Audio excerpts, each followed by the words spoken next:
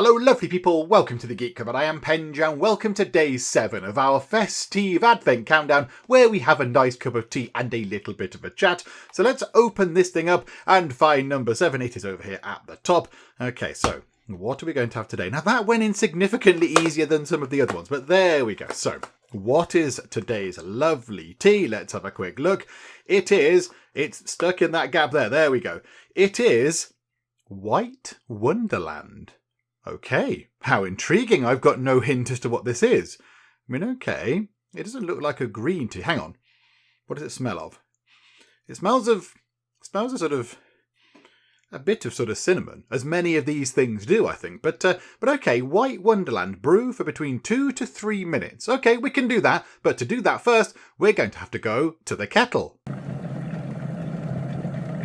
And here we are back in the Geek Cupboard with our lovely cup of freshly brewed White Wonderland tea. But this is a bit of a strange one because some of our other teas that we've had as part of our Fes-tea-ve Advent countdown have had quite distinctive smells to them. You were able to work out what was in the tea by just smelling them. This tea doesn't really smell of very much at all. It's a little bit kind of smellless. I mean, visually, to look at it, it looks like a weak cup of what I would call regular tea. So if I was going to make a cup of Yorkshire tea and I was to make it quite weak, it would look a bit like this. You know, if we were going to make regular sort of English breakfast tea or whatever you might call it, it would look a bit like this. But you know what? Maybe there's no smell. Maybe it's all in the taste. Let's have a little taste.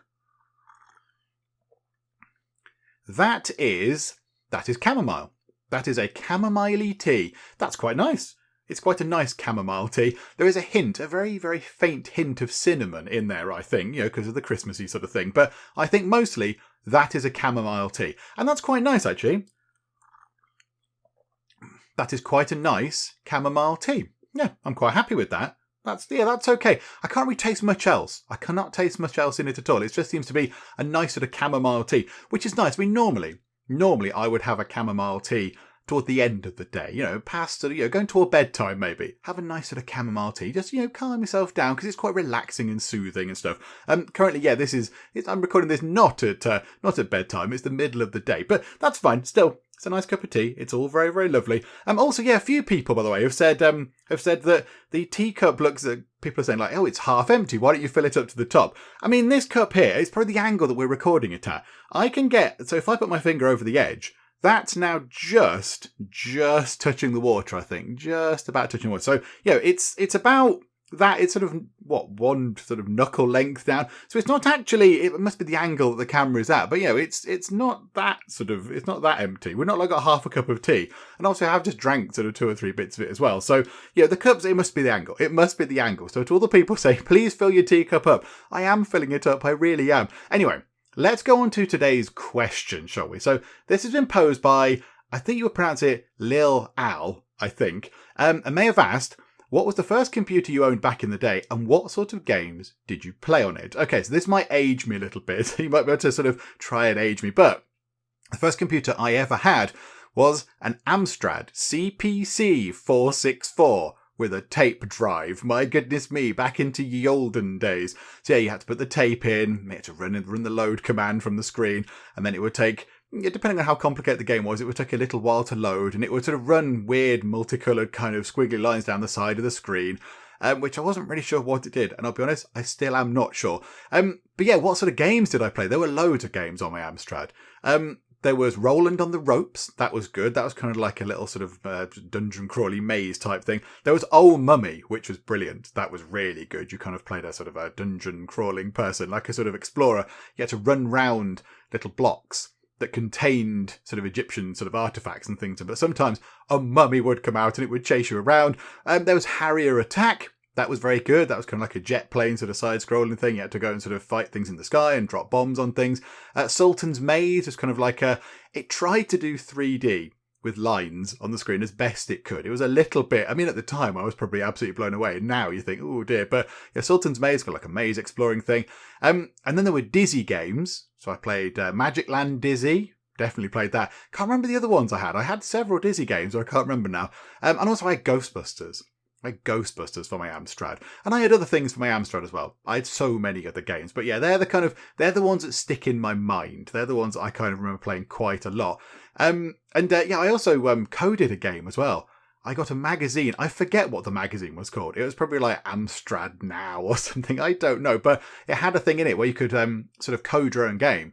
And I sort of did it and then changed it around a bit. So there was like a line that was constantly moving. So a line that was moving along.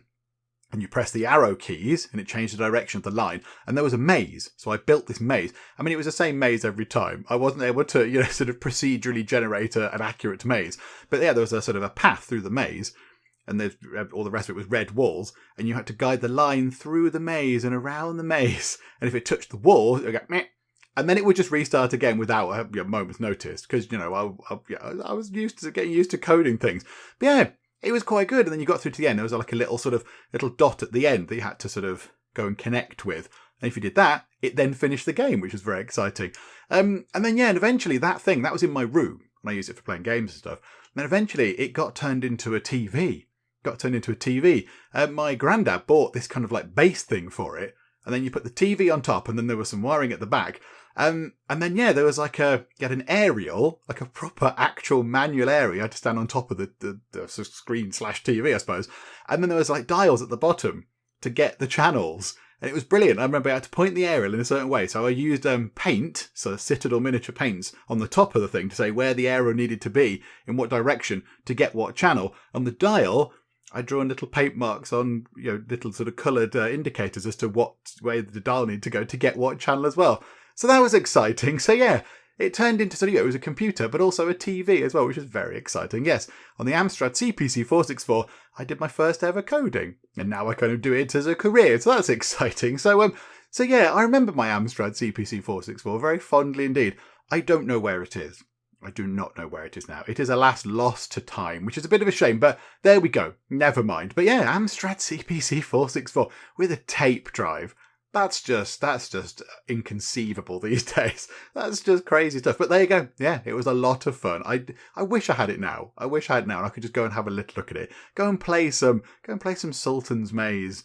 Because that was great. But alas, who knows where it is? I have no idea. I'm sure Mum and Dad got rid of it or something. I don't know. But there we go. It was a lot of fun whilst I had it. And of course, it turned into a TV, which meant I got a TV in my room, which was very exciting. I mean, the picture quality was terrible, and it had an aerial, so it was a little bit fuzzy. But, it was still a TV in my own room, which was very, very exciting indeed. So, there we go. Amstrad CPC 464. That answers your question. And, played all sorts of games in it. But, those ones we mentioned are the ones that stick in the mind. So I think now I shall go and finish my lovely soothing cup of, we'll call it chamomile tea, because that's what it tastes like. So I'll go and finish my chamomile tea, and we'll finish things up for now. So thank you very much for joining me in the Geek Cupboard for day 7 of our Fes-tea-ve Advent Countdown, and I will see you next time.